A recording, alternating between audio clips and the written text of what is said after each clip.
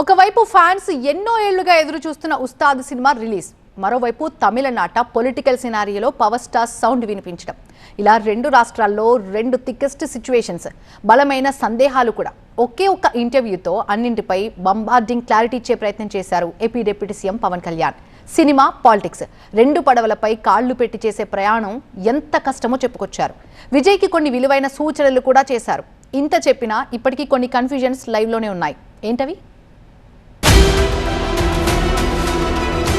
దళపతి విజయ్ కు Pawan political direction.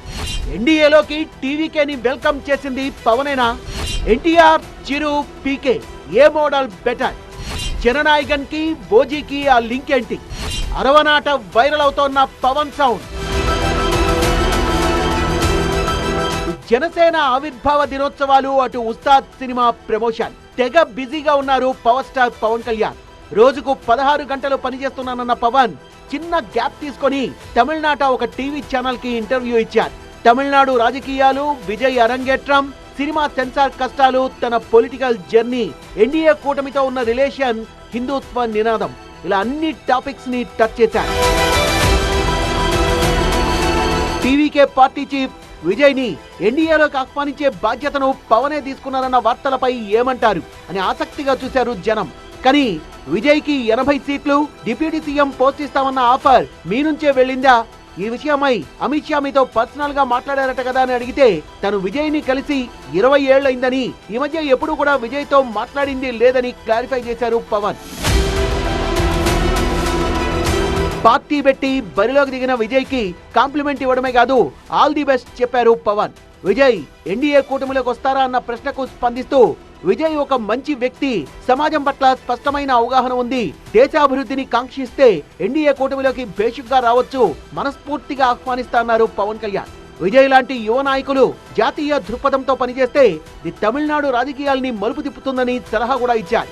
సనాతన ధర్మాన్ని, ఆధ్యాత్మికతను విస్మరించి చేసే రాజకీయానికి మనుగడ లేదని, ద్రవిడ రాజకీయాల్లో మార్పు రావాల్సిందే అని బీజేపీయేతర పార్టీలను సున్నితంగా హెచ్చరించారు కూడా. ఇటీవల మహారాష్ట్ర ఎన్నికల్లో ప్రచారం చేశారు కదా, మరి తమిళనాడు, కేరళ ప్రచారానికి కూడా వెళ్లే ఛాన్స్ ఉందని అడిగితే ఇప్పటి వరకు ఎలాంటి నిర్ణయం తీసుకోలేదన్నారు.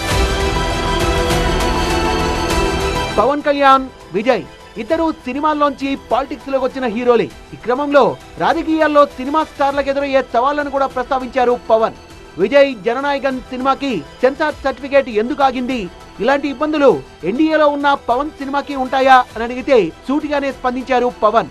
జననాయకన్ విషయంలో సెన్సార్ బోర్డు దగ్గరే మిస్ హ్యాండిల్ అయిందని, కేంద్ర ప్రభుత్వాన్ని విషయంలో ఎలా తప్పుపడతారని ఎదురు ప్రశ్నించారు. క్లీన్ సర్టిఫికేట్ కోసం వాళ్లే కోర్టుకు వెళ్లి ఎన్డీఏ ప్రభుత్వంపై నెపం వేయడమేంటి అని కౌంటర్ వేశారు. ఇదే టైంలో తన ఓజీ సినిమా ఎక్స్పీరియన్స్ ను కూడా చెప్పుకొచ్చారు పవన్. ఓజీకి ఏ సర్టిఫికేట్ వచ్చింది? మీరు మోదీ టీంలో ఉన్నారు కదా, ఏదైనా లాబియింగ్ చేయొచ్చు కదా అని నిర్మాతలు తన దగ్గరకు వచ్చారన్న పవన్, ఓజీ సినిమాలో వైలెన్స్ ఎక్కువగా ఉంది గనుక ఏ సర్టిఫికేటే వస్తుంది, సినిమాల విషయంలో రాజకీయ జోక్యం ఎలా ఉంటుంది అన్నారు. ఎన్టీఆర్, చిరంజీవి, పవన్ కళ్యాణ్ ముగ్గురిలో ఎవరిని ఆదర్శంగా తీసుకోవాలి, విజయ్ కు సరిపోయే మోడల్ ఏది అని అడిగితే, ఏ లీడర్ అయినా నిర్దిష్టమైన విధానంతో తనకంటూ సొంత మోడల్ ఒకటి క్రియేట్ చేసుకోవాల్సిందే అన్నారు. ఆంధ్రప్రదేశ్ లో కూటమి మోడల్ విజయవంతమైంది, తమిళనాడులో కూడా కూటమి ప్రభుత్వాల అవసరం ఉంది అన్నారు. ఆదివారం రాత్రి 9 గంటలకు ప్రసారమైన ఇంటర్వ్యూ కోసం సౌత్ మొత్తం ఆసక్తిగా ఎదురు చూసింది. రెండు రాష్ట్రాల్లో కూడా రాజకీయ ప్రాధాన్యమున్న కంటెంట్ కనుక, తమిళనాట ఎలక్షన్ టైమింగ్ కనుక పవన్ ఇంటర్వ్యూ సోషల్ మీడియాలో విపరీతంగా వైరల్ అవుతోంది.